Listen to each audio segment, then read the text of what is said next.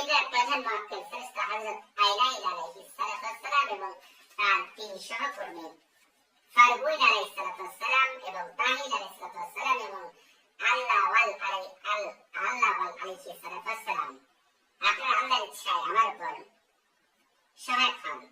এরপর এই দোয়াটি 400 বার পড়বেন। আগে পরে অবশ্যই 11 বার দুরূদ ইব্রাহিম পড়ে নেবেন।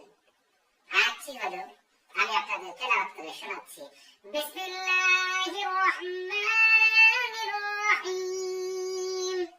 নিচে আমি বাংলাতেও লিখে দিয়েছি, যারা আরবিতে পড়তে পারবেন না তারা বাংলাতেই পড়বেন।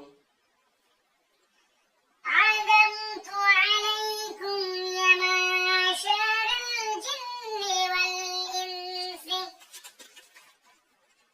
রাবাতান রাবাতান মাহালান মাহালান নাশরান নাশরান মা'শারান মা'শারান বিহাক্কি সুলাইমান পয়গম্বর ইবনে দাউদ। যারা আরবিতে পড়তে পারবেন না তারা অবশ্যই বাংলাতে পড়বেন। আলাইহিস সালাম হাজির শু।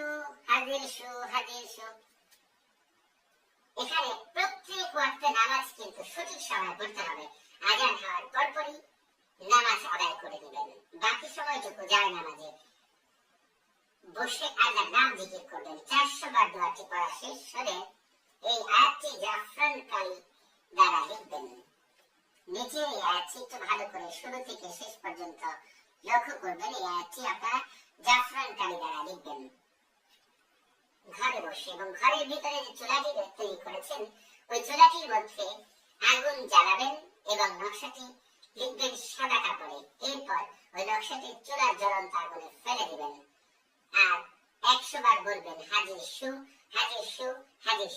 এইভাবে 40 দিন আমল করার পর থেকে বাহির থেকে জিন শয়তান, এইভাবে 14 দিন আমল করার পর থেকে বাহির থেকে জিন শয়তান আপনাকে ভয় দেখানোর জন্য অনেক চেষ্টা করবে, কিন্তু আপনি ভয় পাবেন না। কিন্তু শয়তান আপনাকে কোনো ক্ষতি করতে পারবে না। আর আপনাকে যত ভয় দেখাক না কেন আপনি মনের সাহস কখনোই হারাবেন না। এর মধ্যে অনেকভাবে আপনাকে অনেক জিনিসে ভয় দেখাবে, যেমন লাশের খাটিয়া করে লাশের পোশাকের জিনিসে আপনাকে ভয় দেখাবে, বিশাল বড় সাপ এসে আপনাকে ভয় দেখাবে, এত বড় সাপ যে আপনি কখন দেখেননি, হিংস্র পশু ভাগ ভাল্লুকেও আপনার সামনে আসতে পারে। আরো নানান উপায়ে আপনাকে ভয় দেখানোর চেষ্টা করবে, কিন্তু আপনি কোনো মতেই ভয় পাবেন না। কিন্তু 41 দিন পর মানুষের বেশে অথবা দরবেশের বেশে এসে আপনাকে একজন সালাম দিবেন। ওই দরবেশের বেশে অথবা মানুষের বেশে ব্যক্তিটি হলো আপনার বশীভূত জিন।